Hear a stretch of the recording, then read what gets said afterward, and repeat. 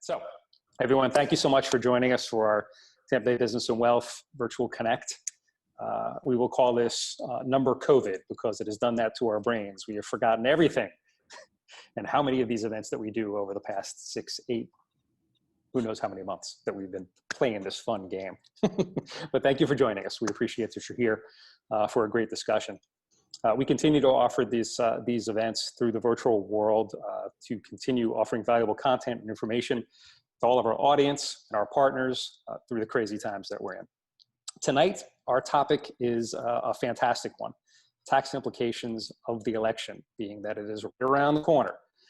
Some very important information that those running businesses and who are investors can really use as they move forward in making decisions, so on and so forth, as we finish out this year and moving forward into the future. Please always remember that the content that is addressed today, it is facts. It is researched facts from some very, very good people who really know what they're talking about, better than I do, that is for sure. The views expressed here are not necessarily those of TBBW or its employees as we roll forward. The discussion is intended to be very, very, very bipartisan. Ground rules. Everybody will be placed on mute before we start a discussion, as always. The best way to view this forum is in the speaker view up top. That way you only see the person who is speaking during that time. Please feel free to use the chat, talk to each other behind the scenes. You're going to see some people you may not have seen in a while. So feel free to do a little chat behind the scenes and say hello. Also, Jolynn will be monitoring that chat window if it's an open one to look for questions that if we do have a chance to get to them at the end, but we have a lot of content, we might not be able to get to those. If we do have a chance to get to some of those, then we will try to filter some of those in as we move forward. As always, stick around after the conversation, after we're done with our panel discussion, because that's where some really good, lively conversation and some networking takes place. Grab a cocktail, have some fun, say hello to some folks. A lot of our panelists do stick around to answer some additional questions, but make sure that they are nice questions and related to the topic. So again, just please be respectful to our panelists. And with that, thank you all again for coming today. We really appreciate having you. I'm going to pass it over to Bridget Bello, our lovely and awesome CEO and publisher. Thanks so much, Jason. I appreciate the kind introduction, as always. My name is Bridget Bello. I'm CEO and publisher with Tampa Bay Business and Wealth magazine. And based on who I saw is on this call, this topic is going to have a lot of implications for all of us. We are a CEO-focused, centric publication, and the people on this call are the business owners and presidents and CEOs in this community. So hopefully you will be a much more informed voter once we're done. I want to do a special shout out to the panelists that are with us today. We have Jeanine Blake. She is Principal CEO for OppZone Capital. Derek Harley, he is SVP of Federal Affairs for Shumaker Advisors. And Carlos Rodriguez, SVP and Wealth Strategist for Bank of America Private Bank. So we're going to get into this pretty quickly. You do have the opportunity to submit questions in the chat, but as Jason said, please be nonpartisan and kind. We are not here to have a political discussion. We're here to have an implications discussion. So you guys are always respectful, and we expect you to be the same way. So I'm going to jump right in with a question for Derek. Derek, thank you so much for being here and for being part of this conversation. He's coming to us all the way from Toledo, Ohio, where it's not nearly as pretty as it is here in Tampa Bay. Derek, why don't you talk about what the tax agenda would look like in a potential Biden administration, and then also about a second Trump term? Sure, thanks, Bridget, and my pleasure to be with everybody today and kind of kick us all off. And I was going to say greetings from cold, windy, and rainy Ohio. So welcome to on the cusp of winter. It looks like a lot of you are sitting down there in sunny Florida, so I'm jealous. But as Bridget indicated, my name is Derek Harley. I'm the Senior Vice President of Federal Affairs for Shumaker Advisors. We're a government relations and lobbying arm of the law firm Shumaker, Lupin & Kendrick. We have offices in Columbus here in Ohio, also down in Florida, Sarasota, Tampa, Tallahassee, where we do a combination of state and federal work. And I call myself the on-the-ground presence for the firm and our clients in DC. I'm based here technically in Ohio, but I'm in Washington most weeks. The House and Senate are in session. Kind of gives me an advantage of being in both places at the same time to serve our clients out here in Ohio, but also be in DC where the action is. And very briefly, my background, I served for a little over 20 years as a staffer on Capitol Hill for the U.S. Congress, was the chief of staff for 2 members of Congress, most recently Congressman Brad Winthrop from Cincinnati, Ohio. Both members served on the House Ways and Means Committee, which some of you know has jurisdiction over healthcare, taxes, and trade, amongst some other issues, and was on the Hill in the House when Congress passed the tax reform plan, the Tax Cuts and Jobs Act, or the TCJA in 2017, which, as you'll see, will underlie a lot of our discussion about here today. And taxes, of course, are an incredibly important issue anytime. It's something that affects each and every one of us, but it's especially so now with the election just a week away and the potential for a big change in direction. So first, I'll just kind of hit some high levels of the potential Biden administration if he were to win, and what their tax plan looks like. And I'd say in a word, higher, though he has stated that their plan will not impact anyone making less than $400,000. They've really made pains to kind of make sure that they would target high income earners. I'd say that's probably debatable and something we can talk about, but that technically is correct and kind of the basis of their plan. And it's fairly detailed, and from the reports I've seen, it's a pretty high priority for them if he wins, though it's unclear to me at this point when and if what form that will be passed, and whether, or what they'll try to pass, and whether it will be tied together with other policies. And of course, if he does win next Tuesday, his ability to pass that program or the news policy changes will depend on whether the Democrats also win back the Senate majority, which of course is unclear at this point, and something we can delve into later if you'd like. So here's a quick couple of highlights of his plan, and maybe Carlos can fill in if I miss anything. Increase in the corporate income tax rate from 21% to 28%. You'll remember that the TCJA had reduced the corporate rate from 35% to 21%. It was a goal of Republicans back then to get us below the OECD average, which we accomplished, but this plan would take us kind of back up to about 28%. And imposes a 12.4% Social Security payroll tax on income earned above $400,000. Again, there's that $400,000 figure split between employer and employee. And it would actually create a kind of a donut hole of sorts between the current cap of 137.7 and of course that 400,000 number. It would revert the top personal income tax rate to 39.6% from 37%. Income levels again above 400,000. It phases out what's called the qualified business income deduction, which is the section 199A, again for filers with taxable income over 400,000. Now, this was what was put in the TCJA to kind of duplicate the corporate rate reduction on the personal pass-through entity side.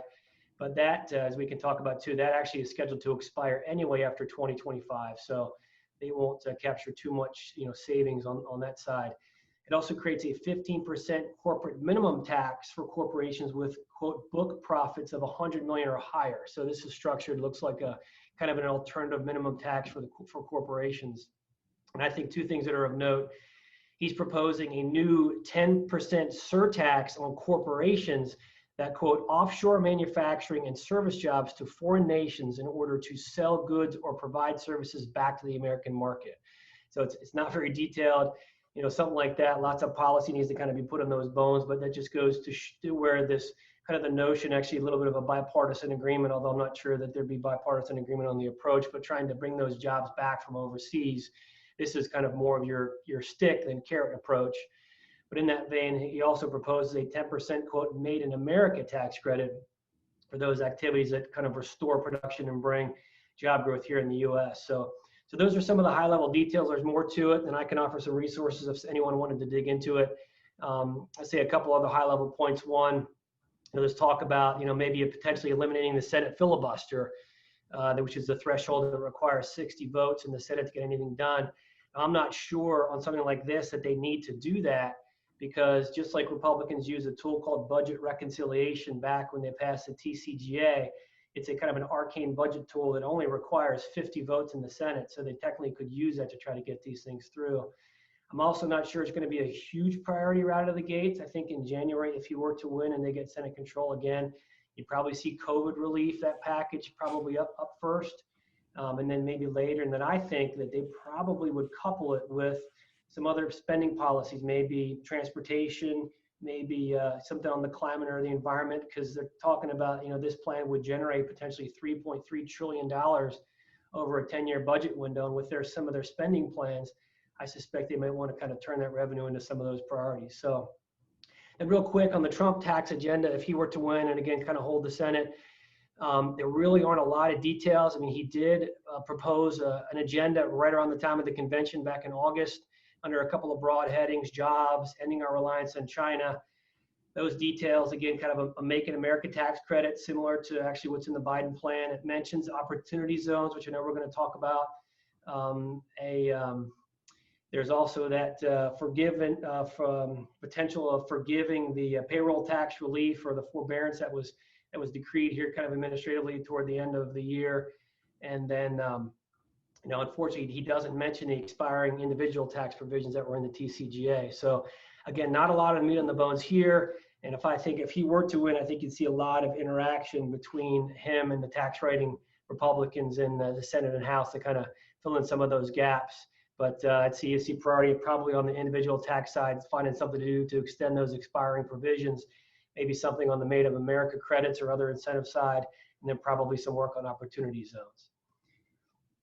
Great, thank you. That's actually a great segue to Carlos. Carlos, I was going to ask you how the current federal tax law passed under the 2017 Tax Cuts and Jobs Act compare. So Carlos, take it away. Thank you, Bridget. Good afternoon, everybody. As Bridget said, my name is Carlos Rodriguez, wealth strategist with the Bank of America Private Bank. I've got over 25 years in the wealth planning industry, based here in Tampa, but I work with high and ultra high net worth clients throughout the Tampa Bay and Southwest Florida markets. Before I get into my background, I just want to, again, thank, on behalf of the bank, the Tampa Bay Business and Wealth magazine, for the opportunity to sponsor and to participate on this Virtual Connect panel. A little plug here for Bank of America. As many of you may or may not know, it's not only one of the largest banks in the world with 8 lines of business, but through the private bank, we actually are the largest provider of personal trust services. And the private bank has over 100 offices throughout the country, where we deliver, almost a boutique private bank experience for our clients, but with access to extensive intellectual capital and resources of a large financial institution. And real quick, my background, I am a tax attorney, practiced for 6 years here in Tampa, and then joined another financial institution in a role similar to the wealth strategist role that I'm in now. My educational background, I went to USF for business administration, went to Florida State for law school, and then got my LLM in tax law at University of Florida. So in my role as a wealth strategist, I work with our clients and their outside attorneys and tax advisors. I do not take the place of outside legal or tax advisors. I'm a complement to those individuals. So getting to the question. How does the current tax law compare to the what we believe to be the Biden tax plan? Well, under current tax law, as Derek touched on, back in 2017, with the Tax Cuts and Jobs Act, the top income tax rate was reduced from 39.6% to 37%. And certain deductions were eliminated. The miscellaneous itemized deductions were suspended. The exemption for federal estate and gift tax, which at that time in 2017 was a little over $5 million, was basically doubled to over 11 million. Right now, it stands at 11.58 million per person. That's the exemption from the federal gift and estate transfer tax, which applies at a 40% tax rate once you exceed those exemption amounts. The other part of the tax plan really just kept in place the fact that when our wealthy individual passes away with appreciated assets, that the cost basis of those assets gets stepped up, if it's appreciated, to the fair market value at the owner's death. So survivors, when they inherit a stock or real estate, they can turn around and sell it and likely not have any capital gains tax. Well, that's something that the Biden tax plan is going to attack here, and I'll mention that a little more about that shortly. So again, top tax rate 37% currently. How does the Biden plan compare? As Derek mentioned, the Biden plan, we don't have a lot of details, but in outline form, as Derek said, he is looking at, I want to say attacking, but targeting high income taxpayers within above 400,000.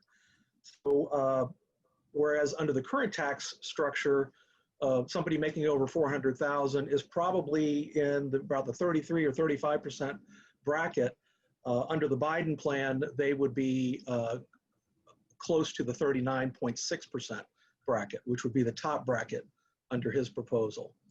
The other thing that the Biden plan is going to do is potentially double the rate on long-term capital gains and qualified dividend income from the current basically 20% for high income taxpayers to almost 40%.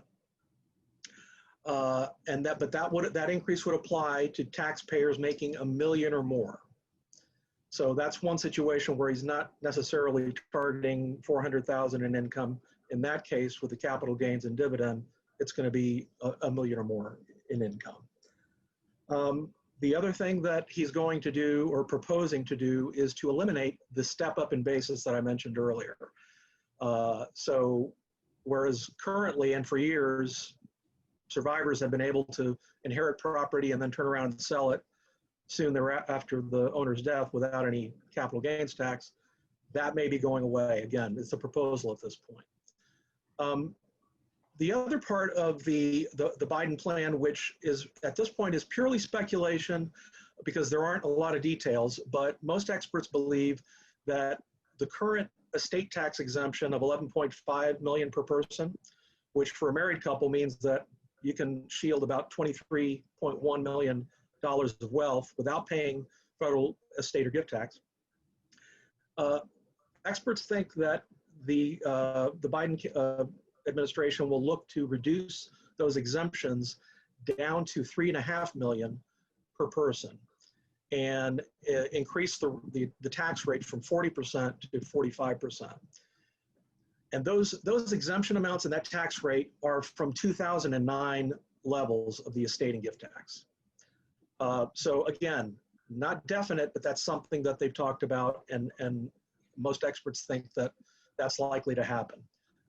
And to wrap up, two more things we believe they're going to attack are for business owners, the ability to make discounted gifts of shares in a family business for gift tax purposes, and also the ability to use a technique, which I'll talk more about later, called the Grantor Retained Annuity Trust, a way to transfer future wealth to survivors without gift or estate tax.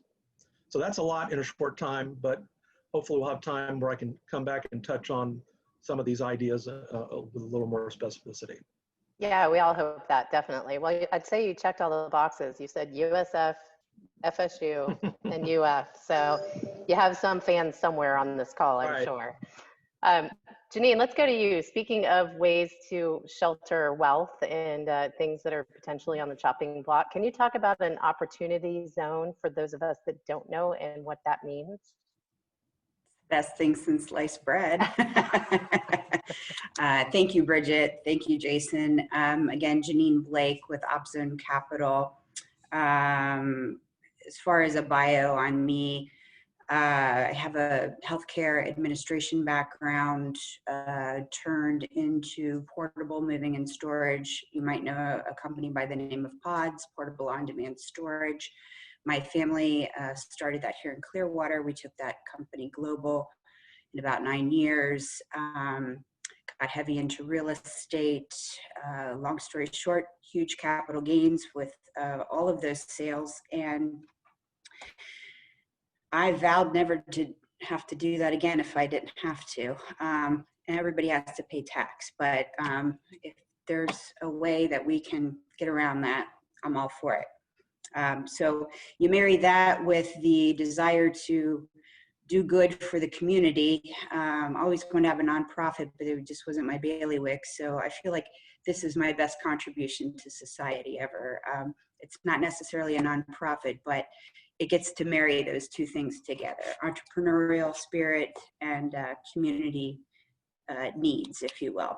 So an opportunity zone, to answer the question, is basically a new program designed to offer tax benefits in designated census tracts that our governor decides within each state. And what that does is that puts private capital to do public good, if you will. And by doing that, the incentive is to defer your tax bill until 2026, okay?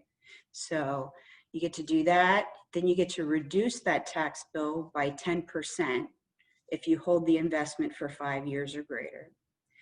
And on top of that, this is the sweet spot. You get to eliminate any capital gains on that investment should you hold that investment for the full 10-year period that it was designed for. So when you think about a huge exit of selling a business or having some type of a transaction, selling an art collection, maybe you're cashing out of some kind of a stock option or whatever it might be, to be able to exit gain-free, and meanwhile you're building real estate in an underserved area and creating jobs not only to build that brick and mortar, but to add a qualified opportunity zone business inside of that brick and mortar, is kind of like a trifecta, in my opinion. And that's the whole reason I do this. So I liken an opportunity zone to an antibiotic. You're kind of healing the community from the inside out. And meanwhile, you're saving your dollars. I'm glad you clarified what you meant by that. So staying on that topic a little bit, what changes could be made to the Opportunity Zone program in the new Congress? Is there a chance for a bipartisan agreement? Well, as it stands current day, it is bipartisan. There are 3 proposed bills out right now, 2 with the Senate and 1 with the House. The differences are pretty minimal. Most of the things that people are asking for, if you will, that those bills are asking for are on reporting, okay? Reporting is key. It's just like anything, right? Research, research, research. We need to take the data in, we need to analyze the data, and we need to see if the program is truly functioning and working. If the reporting shows to the good, most likely the program will be extended. If the reporting doesn't show as such, what should we do? Like in any business, right? We should probably disregard it and move on to something that does work. Try something new. The biggest component, though, the difference is removing businesses such as self-storage and or another example would be stadium usage. And that is, those are not huge. I'm just going to sound a little tongue-in-cheek here, but removing self-storage doesn't create a whole lot of jobs, okay? Self-storage creates a lot of revenue for a municipality, okay? Stadiums create a lot of jobs. So, but you could have a sports team own their own stadium. They could sell their team off. It could be a bit of an abuse, if you will. And just like any system within our government can be abused, that's what they're trying to prevent there. So I think your bipartisan will continue. It's just coming to a meeting of the minds on those small things. Reporting, everybody's going to agree to. A little more stringent under the Democratic viewpoint. Same with the removing of the self-storage and or the stadium type usage. As we stand today, Republican would mostly, it would stay exactly as it is, in my viewpoint, and the other professionals that I work with. Great, thanks. Derek, I know when we were all talking as panelists, you were on the Hill when opportunity zones were passed. So you're kind of an expert. I just wondered if you had anything you'd like to add. Yeah, thanks, Bridget. That was a great rundown, Jeanine. And it's exciting to see how it's really working in practice. You know, the idea has been kind of kicking around conservative tax policy circles in DC for years. You know, always looking for ways to harness private capital in in distressed areas. And there have been programs tried before, enterprise zones, the new markets tax credit. Each has their own positives and negatives, but this was a way that they really tried to get let the markets through investors determine how best to allocate that capital. And I like the vaccine analogy there, Jeanine. I may use that if that's okay. But yeah, in terms of bipartisanship, I mean, it had always been, or pre-2017, it had been a bipartisan initiative. In fact, the first bill introduced was equal part Republican co-sponsors, Democrat co-sponsors. It got wrapped into the TCGA, which became a kind of a partisan exercise and passed by solely Republican votes in the Senate, mostly as well in the House. So it kind of got wrapped in that, and so you saw people from the Democrats that kind of back away, but still it doesn't change the bipartisan nature of, I think, how it was envisioned and where it started. And in fact, I talked to a friend of mine yesterday who's been pretty active on this issue back in DC, and he said it's actually part of Vice President Biden's minority outreach initiative. So opportunity zones is part of what they would, I think, ordinarily look to do if he does win the election. You may see some tweaks around the edges, like Jeanine said. The reporting requirements are a big one. Right now they have information on how they're working only to the extent that people are reporting what kind of money's coming into the funds, how it's being utilized. But in terms of the effectiveness of the program, they need more detailed information. What jobs are being created? What's the impact on wages, property values, the kind of things that are the goal of the program at the end of the day.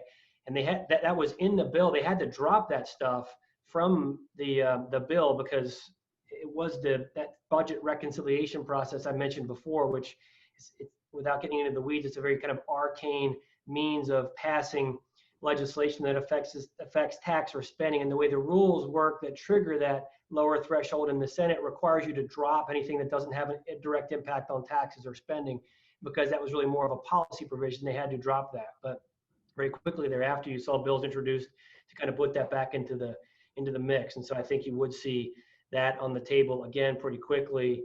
And then also maybe looking at expanding some of the census tracts. I know that was also discussed, although I think there's also an interest in trying to make sure there's a balance so they can have kind of a control group to measure the results versus how it was actually working on the ground. So, but that was a great rundown. So I mentioned when we all got on the call that we had a lot of business owners, CEOs, founders, presidents. Carlos, are there income or wealth transfer tax strategies that owners of family or closely held businesses in particular should be considering before the end of the year? Yeah, definitely, Bridget. As we talked about before, we're going to likely see, if there is a Democratic sweep, control of Congress and the White House, we will likely see some increases in tax. And I may be jumping ahead a little bit here, but as far as the effective date, that could be as early as beginning of next year.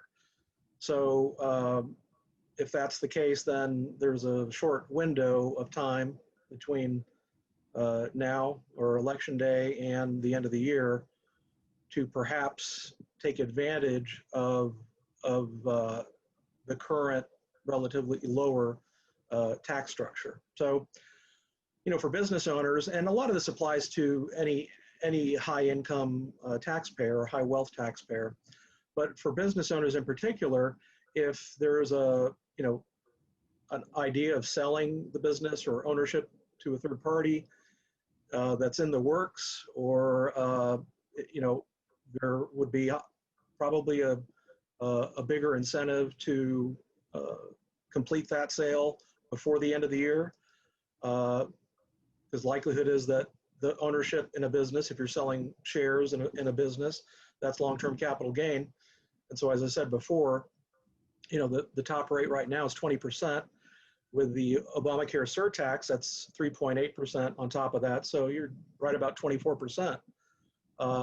Well, that could double under the if there's a Democratic sweep, and that tax change is implemented effective next year.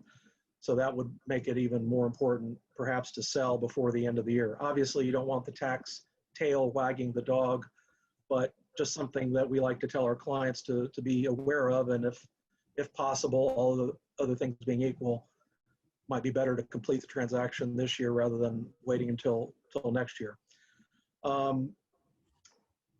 Estate and gift taxes are a big issue right now with our clients. As I said before, right now, it's the exemption under the 2017 Tax Act was doubled, so it's almost 11.6 million right now. It's going to go up next year, if there's no change, to 11.7 million per person.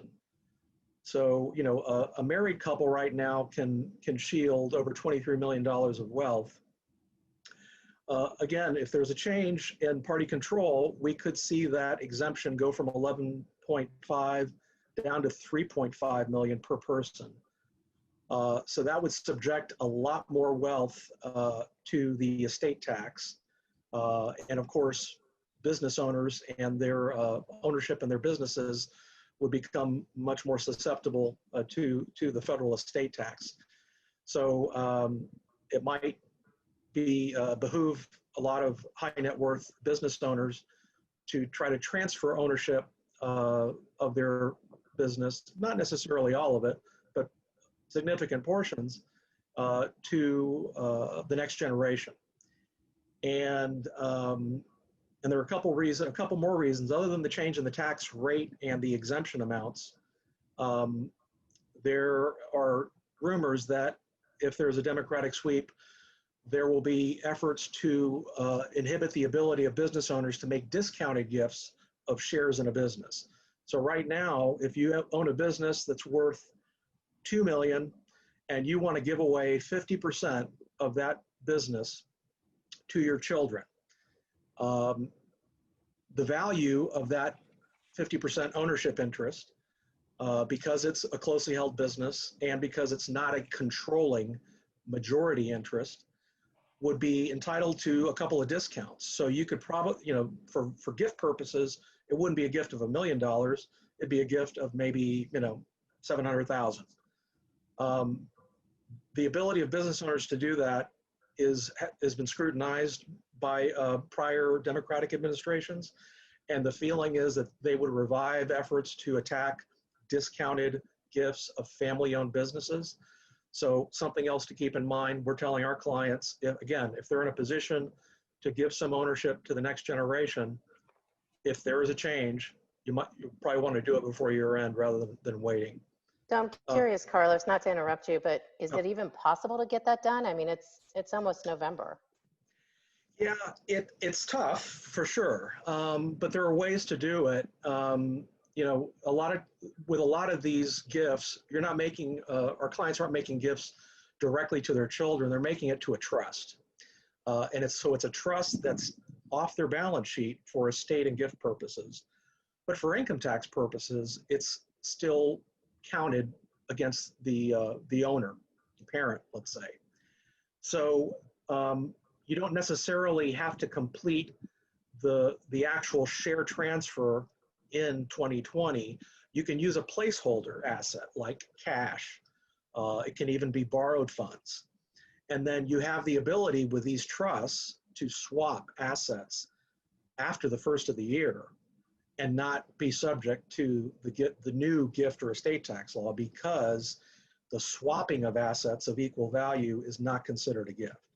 So there's a way to get it done. Again, it takes more planning, and it's definitely trickier because there have to be appraisals, but it can be done. It can be done. So I don't normally go off script, but we got a really good question and I want to make sure that I add that in. So I'll let you guys choose who answers and who doesn't answer based on your level of comfort. But the question is, if a business has a PPP loan, is there any downside to selling the business prior to getting the PPP loan forgiven, i.e. change of ownership issue prior to PPP loan forgiveness? Yeah, I thought it was a great question. Somebody has to answer it. It's not going to be me. I'll venture, don't hold me to this. I believe I ran across this just very indirectly a few months ago. I believe there's no downside to selling the business before it's forgiven. But to be honest, I can't tell you exactly, but I know that was a question I think one of our clients had, or a similar question. And I think we concluded there was no downside to it.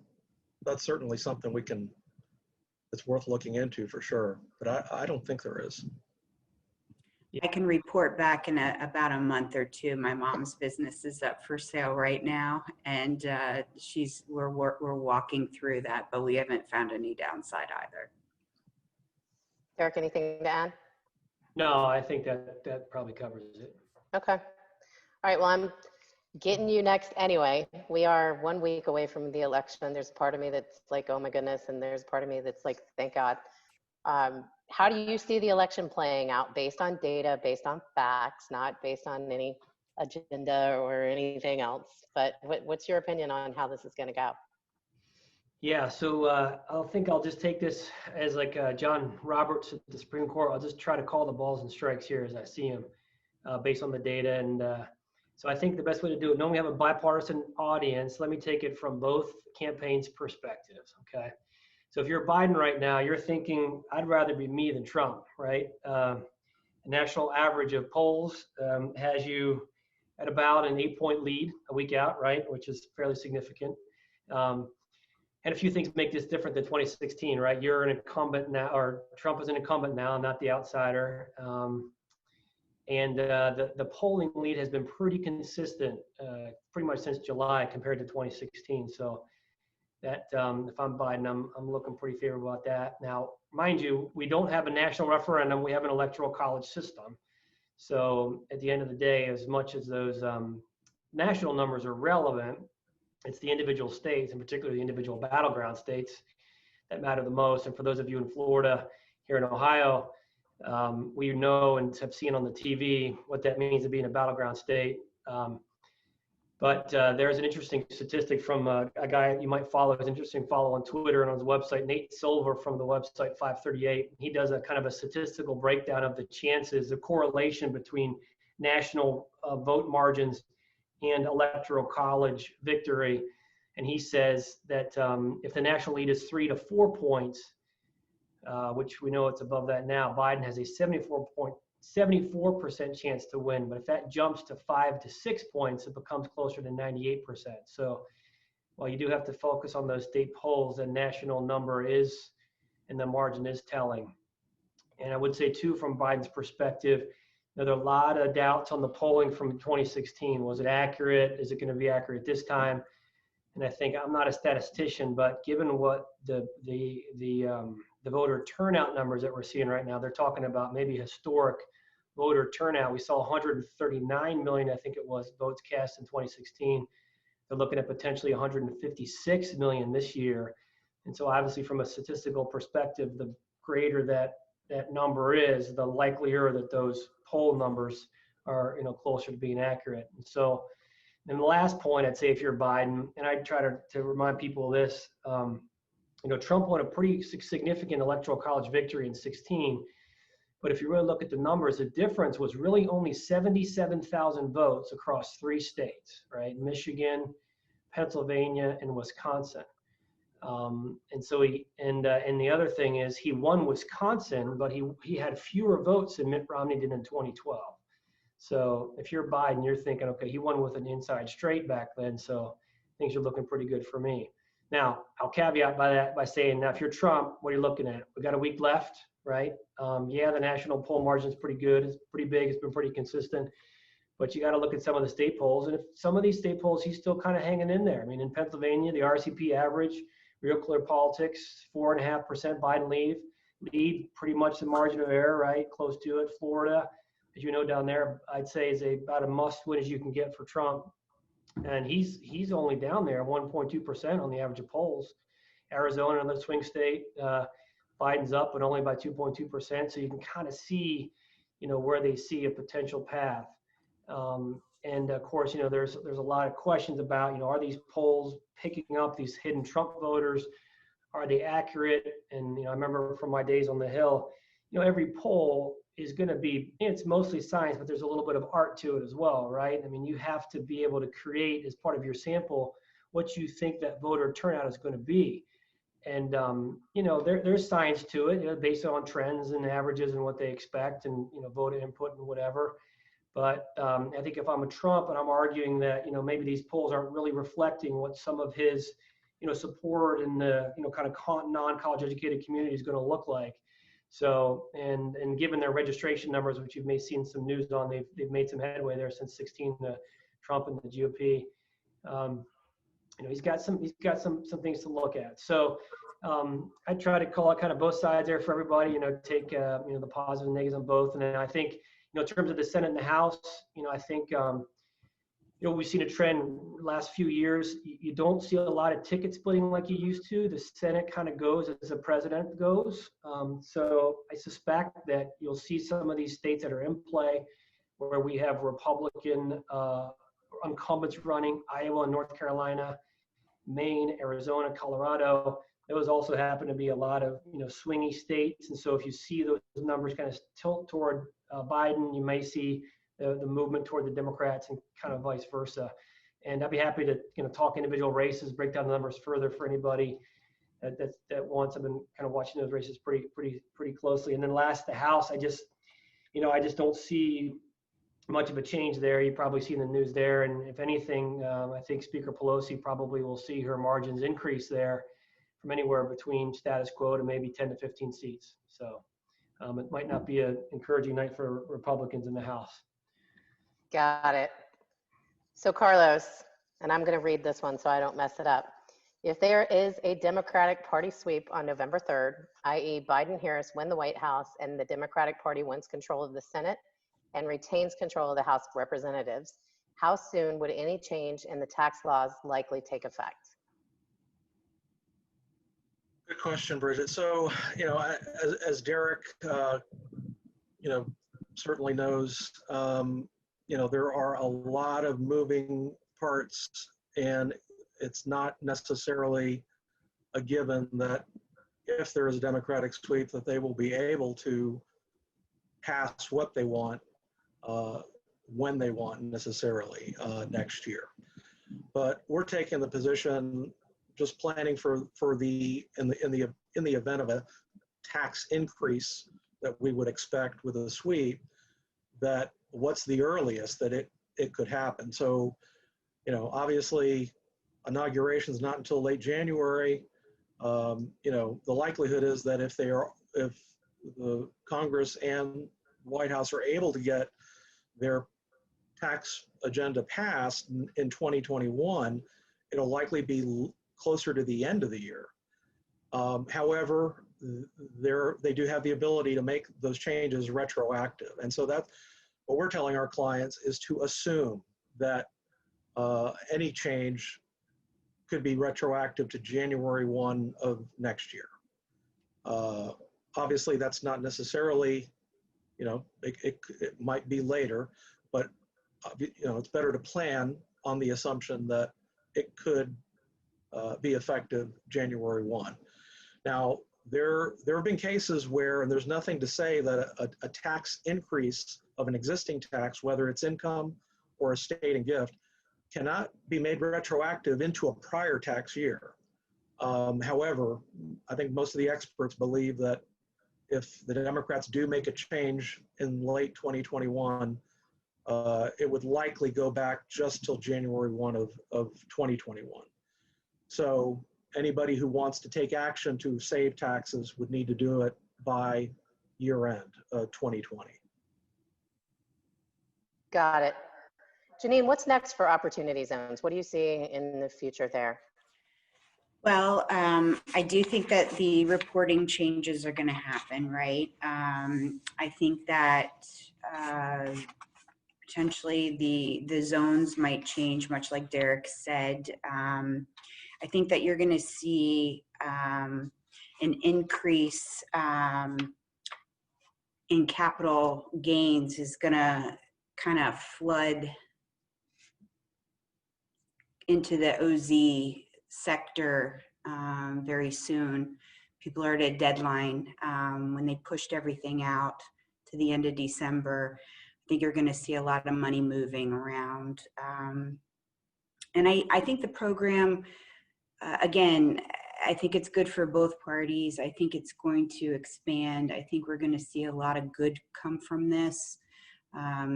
As people learn more about opportunity zones and the benefits that they offer, they're going to be a little more apt to put their money there. They'll see the return on investment. The communities will thrive, and all around, I think you're just going to see a betterment for everyone. Great, thank you. All right, this is the last question I'm going to ask, and I am going to ask it to whoever is most qualified and comfortable answering it. And unfortunately, I don't have that in front of me at this time. I think I know who it is, but I don't want to guess. In the event of a Democratic Party sweep, I have heard that wealthy married couples can use a special type of trust that's called a SLAT, which stands for Spousal Lifetime Access Trust, to lock in their current estate tax exemption. Anybody have more details or can elaborate on that? Yeah, Bridget, this is Carlos. I'll take a stab at it. So as I mentioned before, we're looking at potentially a drop in the gift and estate exemption from 11.5 to 3.5 million starting next year. So if you're in a high net worth situation and you do nothing in 2021, you will have lost the ability to transfer about 8 million of wealth to the next generation free of gift or estate tax. So what a lot of our clients are doing is trying to, in the event of a sweep, lock in the current higher exemption amount, the 11.5 million, or what's left of it. So some clients have already used up that amount with prior gifts, but whatever's left of it, or if the entire amount, if you haven't used it, would need to be used by year end in order to take full advantage of it if there's a reduction starting next year. So that can take the form of just an outright gift to your children or grandchildren of assets equal to $11.5 million. That's per spouse. So as a couple, you can transfer 23 million, over 23 million free of gift tax. However, most high net worth individuals don't want to part with that much wealth in one fell swoop. So married couples are in a position where they can move that money, that 11.5 million per spouse, off their taxable balance sheets, but not lose complete access to it. And so the way they do that is, let's say husband has 11.5 million, he puts it into a trust that is designed where it's irrevocable and it's creditor exempt, but the beneficiaries of that trust include wife and the couple's children. But the trust is drafted in a way where the assets in that $11.5 million trust for wife are not counted on her balance sheet, whether for creditor purposes or for estate and gift purposes. So as long as the couple continues to be married and on good terms, the husband who donated the assets to that trust indirectly has access through the wife. And likewise, the wife can create a trust of 11.5 million for the husband's benefit and maintain some indirect access as long as they abide by the terms of these trusts. So that's what we call spousal lifetime access trusts. It's a way for couples to lock in their exemption, but not lose complete access to the funds, and still, get those assets off their balance sheets for estate and creditor purposes. That was a great explanation that even I understood it. So that's saying a lot. Well, thank you guys. I mean, thank you to the people in the audience, obviously, that joined us. These virtual events, although we all have Zoom fatigue, our attempt at continuing to bring you information that you can't get anywhere else, and relevant information that you can use in your business and in your personal lives now. And I'm really proud of not only this panel that we were able to assemble, but just our panels in general. So thank you to our sponsors and panelists, Jeanine Blake, Principal CEO with OppZone Capital, to Derek Harley, SVP of Federal Affairs with Shumaker Advisors, all the way from Toledo, Ohio, and Carlos Rodriguez, SVP and Wealth Strategist for Bank of America Private Bank. Thank you to all of you in the audience for joining us and for sending some great questions in. We have asked the panelists to stay on. Some of you have experienced what happens at 5:30. Everyone grabs a cocktail and we have a live conversation and some networking. And I know we're all missing that to a certain degree, and this is as close as we can get in some cases. So we will stay on. You are welcome to stay on. The panelists are going to stay on as long as they can, and they're willing to answer your questions live. As far as TBBW goes, please make sure you're following us on Facebook, LinkedIn, Instagram, Twitter, wherever, and that you're signed up for our newsletter that we send out twice a week. And we just appreciate you very much for being here and hope that you learned something today and that we helped you be a more educated voter and maybe saved you some money at the end. So with that, Jason will open up everybody's mics. I am going to shut mine down, and you might not hear from me again, but thanks all of you for being here and being a part of this important conversation.